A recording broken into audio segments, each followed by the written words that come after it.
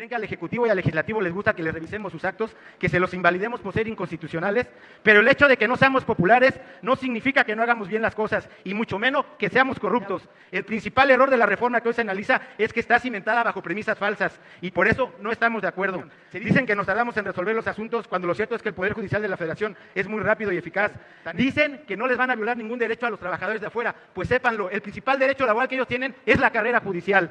Nos dicen que generamos impunidad, cuando lo cierto es que las fiscalías judicializan únicamente el 3% de los asuntos y lo hacen con gran eficiencia. Y si bien es cierto que de acuerdo con cifras del INEGI, hoy solo contamos con el 40% de confianza, ustedes son el ente de gobierno con menos percepción de confianza en el país y no he escuchado que deba de cambiar su sistema de elección, pero sí pretenden politizar al Poder Judicial de la Federación llevando a las urnas.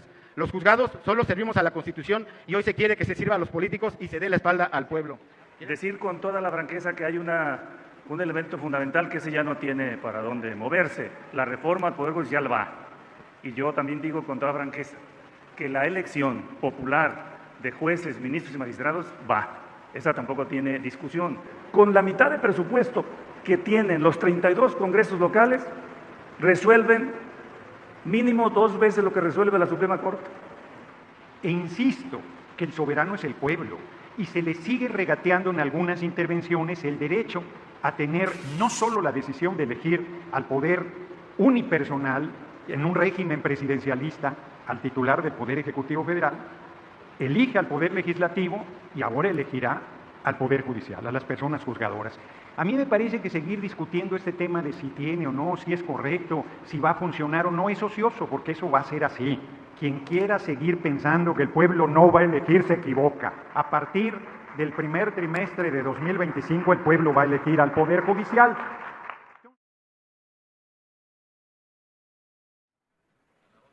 Bien, vamos a continuar dándole la bienvenida al juez de distrito adscrito al Tercer Tribunal Laboral Federal de Asuntos Individuales en el estado de Chiapas, a Mario Felipe Mata Ríos. Brevemente leeré su currícula. Licenciado en Derecho en la Universidad Autónoma del Estado de México. Bienvenido, por favor, señor juez Mario Felipe Mata Ríos. Bien. Bueno, por cuestión de tiempo empiezo. En cuanto a la elección de ministros y ministras, la forma actual de selección ha brindado grandísimos ejemplos de éxito, como es el caso del ministro Lainez. Pero el último ejercicio de designación dejó claro que lo debemos de cambiar y que casi cualquier sistema de selección que elijamos será mejor que el de designación directa. Sin embargo, el cambiar a los actuales ministros y la integración de la Corte es un atentado mayúsculo a la división de poderes y a la independencia judicial que genera responsabilidad internacional ante el sistema interamericano. El 60% del pueblo les brindó la confianza de reformar las leyes, el 40% restante les impide modificar la Constitución, pero en ningún caso tienen carta abierta para transgredir sus principios fundamentales. La judicatura tiene como finalidad primordial la impartición de justicia a través de la resolución de conflictos. En palabras sencillas, el Poder Judicial es el árbitro que resuelve los problemas, interpretando lo que dicen las leyes y haciendo que se respete la Constitución. El sistema de contrapesos debe de respetarse, controlarse y colaborar entre sí, existiendo la delimitación del poder entre cada uno. El Poder Legislativo y el Ejecutivo controlan al Poder Judicial con el presupuesto y con la elección de sus miembros. Sí, sépanlo, el Consejo de la Judicatura Federal está integrado también por integrantes del Ejecutivo y del Legislativo. En México, actualmente, como lo fue en el pasado, es difícil identificar el sistema de pesos y contrapesos del Ejecutivo con la mayoría del Legislativo, pues ambos practican una colaboración constitucionalmente peligrosa, al no tener ningún tipo de discrepancia en su forma de pensar. Hasta en las familias más amorosas hay diferentes opiniones, pues ante esta peligrosa relación se vuelve más importante el contrapeso del Poder Judicial, que como ya se dijo, es el árbitro del país, y como cualquier árbitro debe de ejercer su labor de manera libre, sin dejarse influenciar por las presiones externas de la afición, los equipos, las autoridades o las porras. Ahora, yo les pregunto a ustedes, ¿creen que el juez pueda o tenga la obligación de ser popular? ¿Ustedes han visto que un árbitro lo sea? Pues lo mismo pasa en el país. ¿Ustedes creen que es popular que el Poder Judicial revise los problemas de toda la población? Asimismo, ¿creen que al Ejecutivo y al Legislativo les gusta que les revisemos sus actos, que se los invalidemos por ser inconstitucionales? Pero el hecho de que no seamos populares no significa que no hagamos bien las cosas, y mucho menos que seamos corruptos. En los órganos jurisdiccionales nos podremos equivocar, pero jamás corromper. Y si saben de casos de titulares que lo hagan, nosotros mismos exigimos que sean castigados, abogados, la toga no se mancha y el Consejo actualmente tampoco. Ahora, me han preguntado, ¿y ustedes cómo son elegidos? Actualmente, ¿quién los designa? Pues a todo el pueblo mexicano le quiero decir que nadie nos propone en nuestro puesto. Nosotros hemos llegado a ser juzgadores gracias a nuestros méritos, conocimientos y desempeño en la carrera judicial, gracias a que fuimos vencedores de un concurso de oposición, el cual tiene 3 exámenes y solo las mejores calificaciones son las que alcanzan el nombramiento. No le tenemos que pagar algún favor al presidente de la República, a los gobernadores, a los legisladores, a los ministros, a los consejeros, ni a ningún grupo de hecho, como pudieran ser los empresarios, sindicatos o grupos delictivos. Sin embargo, los otros 2 poderes estiman que el sistema jurídico debe de reformarse, pues aquí habría que plantearnos qué tipo de reforma queremos. Una verdadera que potencia el sistema judicial, pues entonces debemos de mejorar todo el régimen jurídico, el cual incluye las fiscalías, los tribunales locales, tribunales administrativos, centros de conciliación y a los abogados postulantes, pero para ello debemos de invertir y mucho. O la otra, pretendemos una reforma como la que hoy está trazada, la cual desde mi punto de vista no resuelve ninguno de los problemas planteados. El principal error de la reforma que hoy se analiza es que está cimentada bajo premisas falsas y por eso no estamos de acuerdo. Se dice que no estamos cerca de la población, se les olvida que nosotros venimos del pueblo, muchísimos titulares fuimos formados en la educación pública. Además, de acuerdo al Sistema Integral de Seguimiento de Expedientes, el Poder Judicial de la Federación ha dictado más de 103,000 sentencias de protección a los derechos a la salud, educación, vivienda, agua y el interés superior del menor. No todas las sentencias terminan siendo tesis o jurisprudencias, pero recuerden, ¿quién ordenó que se vacunara a la población en pandemia? ¿Quién obligó a que se entregaran los insumos médicos a los doctores? ¿Quién te otorga las medicinas para tu enfermedad o obliga al gobierno a darte educación? Pues por si no lo saben, es el Poder Judicial de la Federación. Dicen que nos tardamos en resolver los asuntos cuando lo cierto es que el Poder Judicial de la Federación es muy rápido y eficaz. Tan es así que el año pasado emitimos más de 1,400,000 sentencias, número similar a los ingresos recibidos. No se confundan, el rezago está en los tribunales locales y en los tribunales administrativos, en gran parte por la falta de recursos humanos y materiales a ello. Ejemplo de nuestra expeditez es la materia laboral, la cual desde que pasó a la competencia del Poder Judicial se tramitan en menos de 6 meses, lo que antes duraba más de 4 años. Díganme ustedes, ¿qué sistema prefieren? ¿El de las juntas, que era algo parecido a lo que hoy quieren implementar, pues los integrantes eran designados por el Ejecutivo, o el actual regido bajo el sistema de la carrera judicial? Dicen que no les van a violar ningún derecho a los trabajadores de afuera, pues sépanlo, el principal derecho laboral que ellos tienen es la carrera judicial. Nos dicen que generamos impunidad, cuando lo cierto es que las fiscalías judicializan únicamente el 3% de los asuntos y lo hacen con gran deficiencia. Y si bien es cierto que de acuerdo con cifras del INEGI, hoy solo contamos con el 40% de confianza, dicho porcentaje es superior al que cuentan los diputados, senadores y partidos políticos, órganos que se encuentran en los últimos 2 lugares de confianza de la población y que hoy pretenden emitir las candidaturas para ser sujetas a voto popular. Ustedes son el ente de gobierno con menos percepción de confianza en el país y no he escuchado que deba de cambiar su sistema de elección, pero sí pretenden politizar al Poder Judicial de la Federación llevándola a las urnas. Los juzgados solo servimos a la Constitución y hoy se quiere que se sirva a los políticos y se dé la espalda al pueblo. Queremos una reforma, pues hagámosla, pero potenciemos el sistema de justicia de manera íntegra y proporcional. Aprovechemos las virtudes del sistema actual, repliquemos la carrera judicial en todo el sistema de justicia y corrijamos sus defectos, pero no pretendamos quitar el dolor de riñón equipándolo con medicina. Muchas gracias. Mis propuestas para potenciar el sistema judicial, y con esto termino, serían profesionalizar todo el sistema de justicia en base a un verdadero sistema de carrera. Muchas gracias, muy bien. Muchas gracias, señor juez. Vamos a continuar con tal es el caso que por parte del Grupo Parlamentario del Partido del Trabajo hace uso de la palabra el diputado Reginaldo Sandoval.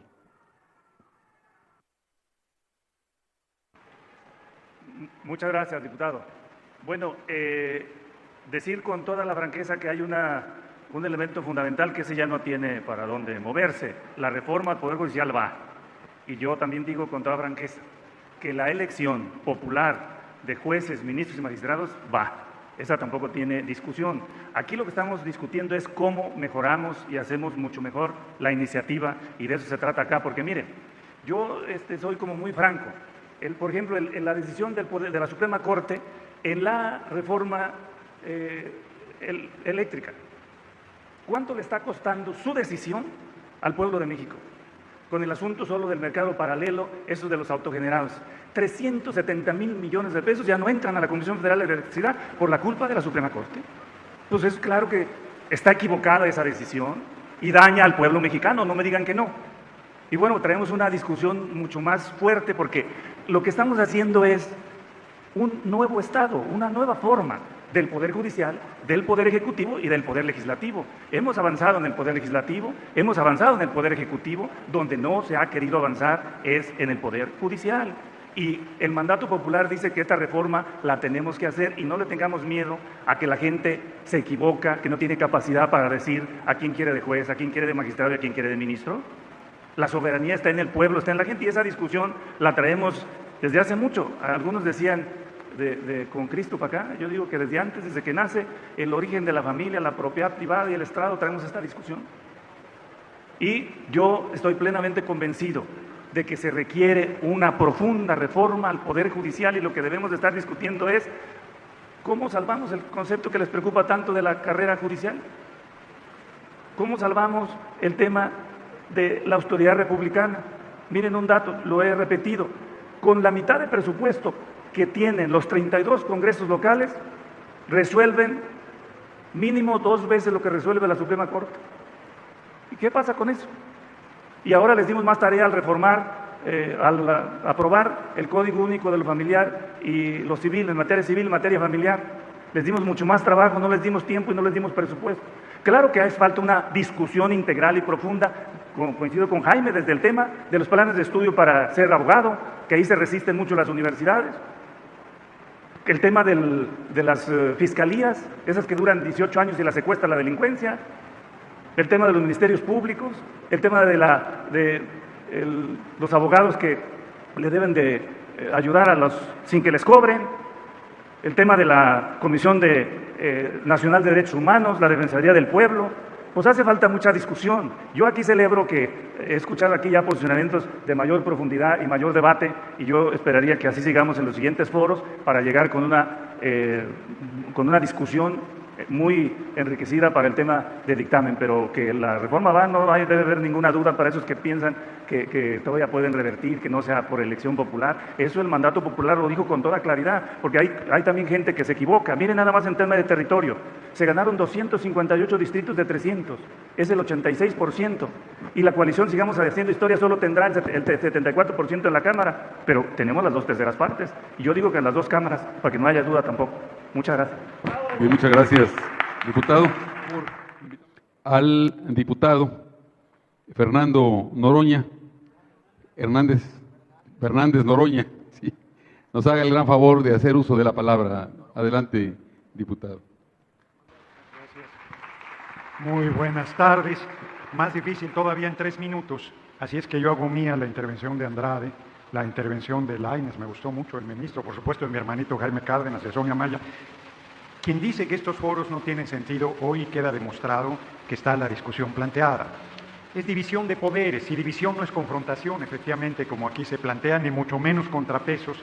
Y la verdad es que ayer la presidenta de la Corte, la ministra Norma Piña, convocó al compañero presidente López Obrador y a nuestra virtual compañera presidente Claudia Sheinbaum Pardo al diálogo. Y yo soy muy mal entonado, porque si no le cantaría la de llegaste tarde en el ocaso de mi vida triste. Porque ese diálogo era antes, porque el Poder Judicial se pudo reformar a sí mismo y se negó. Y hoy estamos en esta condición de discutir la profundidad de la reforma, que yo sostengo que es una revolución, e insisto que el soberano es el pueblo, y se le sigue regateando en algunas intervenciones el derecho a tener no solo la decisión de elegir al poder unipersonal en un régimen presidencialista, al titular del Poder Ejecutivo Federal, elige al Poder Legislativo y ahora elegirá al Poder Judicial, a las personas juzgadoras. A mí me parece que seguir discutiendo este tema de si tiene o no, si es correcto, si va a funcionar o no, es ocioso, porque eso va a ser así. Quien quiera seguir pensando que el pueblo no va a elegir se equivoca. A partir del primer trimestre de 2025 el pueblo va a elegir al Poder Judicial. Entonces lo que tenemos que discutir es cómo, qué requisitos. Esto que se está planteando es importantísimo. Yo no soy abogado, pero en el desayuno planteaba Ramiro el tema, nuestro presidente de la Comisión de Puntos Constitucionales. Yo comparto con él, sin ser abogado, que el control constitucional debe quedar en la Corte, que un juez puede determinar sobre violaciones a derechos humanos y si hay un asunto de constitucionalidad remitirlo a la Suprema Corte de Justicia de la Nación y asunto resuelto. Pero me parece que la manera en que ha venido, yo lo dije, lo reitero, tomando decisiones políticas disfrazadas de jurídicas la Suprema Corte en este último periodo, que se convirtió en el reducto del conservadurismo, pues es inaceptable. Entonces la reforma es una obligación política, moral, ética que tiene el Poder Legislativo. Si la ministra Presidente Norma Piña quiere diálogo, este es el espacio. Está en manos del Poder Legislativo, es aquí donde se está discutiendo, es aquí donde se deben entregar las conclusiones, es aquí donde se debe enriquecer y discutir la reforma al Poder Judicial. Y yo terminaría más que preguntando, agradeciendo las intervenciones que aquí se han dado y cierro. Un juez que yo no compartí nada de lo que dijo, nada es nada, pero me parece incorrecto que le hayan cortado el sonido, debió terminar porque si no pareciera que estamos negados a escuchar y la decisión ciertamente la esencia está tomada, pero todo lo que enriquezca esta reforma es bienvenido. Así es que yo haría un llamado en ese sentido, en que, de repente con el tiempo es complicado, el tiempo es limitado y se están haciendo intervenciones muy valiosas desde los muy diversos puntos de vista que hay en nuestro país. Muy agradecido de su participación, mi reconocimiento y reitero que me siento muy contento y muy honrado de estar participando en estos diálogos. Muchas gracias por su atención.